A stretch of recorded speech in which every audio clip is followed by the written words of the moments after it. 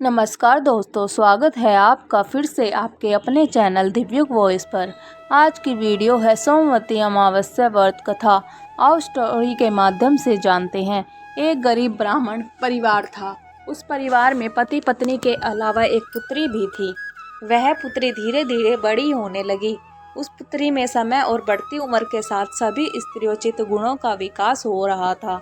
वह लड़की सुंदर, संस्कारवान एवं गुणवान थी, किंतु गरीब होने के कारण उसका विवाह नहीं हो पा रहा था। एक दिन उस ब्राह्मण के घर एक साधु महाराज पधारे। वो उस कन्या के स्वभाव से काफी प्रसन्न हुए। कन्या को लंबी आयु का आशीर्वाद देते हुए साधु ने कहा कि इस कन्या की हथेली में विवाह योग्य रेखा नहीं है। तब ब्राह्मण दंपति ने साधु से उपाय पूछा कि कन्या ऐसा क्या करे कि उसके हाथ में विवाह योग बन जाए। साधु ने कुछ देर विचार करने के बाद अपनी अंतर्दृष्टि से ध्यान करके बताया कि कुछ दूरी पर एक गांव में सोना नाम की धोबिन जाति एक महिला अपने बेटे और बहू के साथ रहती है, जो बहुत ही आचार विचार और संस्कार संपन्न तथा पतिपरायण है। यदि यह कन्या उसकी सेवा करे और वह महिला इसकी शादी में अपने मांग का सिंदूर लगा दे, उसके बाद इस कन्या का विवाह हो तो इस कन्या का वैधव्य योग मिट सकता है। साधु ने यह भी बताया कि वह महिला कहीं आती जाती नहीं है। यह बात सुनकर ब्राह्मणी ने अपनी बेटी से धोबिन की सेवा करने की बात कही। अगले दिन कन्या प्रातः काल ही उठकर सोना धोबिन के घर जाकर साफ सफाई और अन्य सारे काम करके अपने घर वापस आ जाती है। एक दिन सोना धोबिन अपनी बहू से पूछती है कि तुम तो सुबह ही उठकर सारे काम कर लेती हो और पता भी नहीं चलता। बहू ने कहा, माँ जी, मैंने तो सोचा कि आप ही सुबह उठकर सारे काम खुद ही कर लेती हैं। मैं तो देर से उठती हूँ। इस पर दोनों सास बहू निगरानी करने लगी कि कौन है जो सुबह ही घर का सारा काम करके चला जाता है। कई दिनों के बाद धोबिन ने देखा कि एक कन्या मुंह अंधेरे में आती है और सारे काम करने के बाद चली जाती है। जब वह जाने लगी तो सोना धोबिन उसके पैरों पर गिर पड़ी।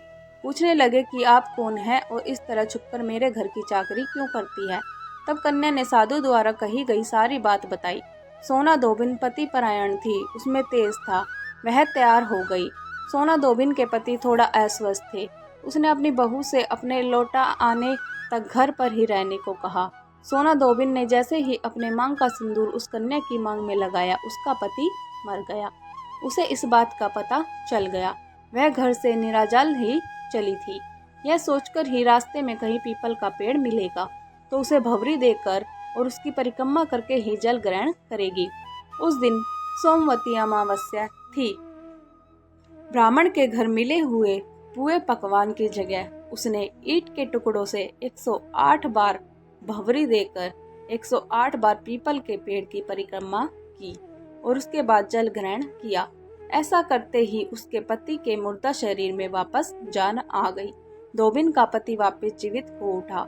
इसलिए सोमवती अमावस्या के दिन से शुरू करके जो व्यक्ति हर अमावस्या के दिन भंवरी देता है, उसके सुख और सौभाग्य में वृद्धि होती है।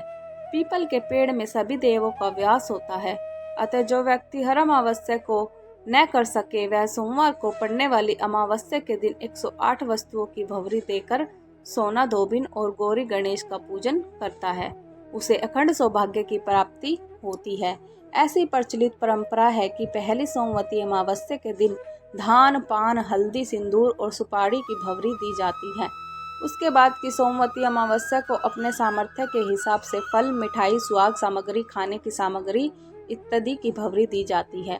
और फिर भंवरी पर चढ़ाया गया सामान किस सुपात्र, ब्राह्मण, ननद या भांजे को दिया जा सकता है।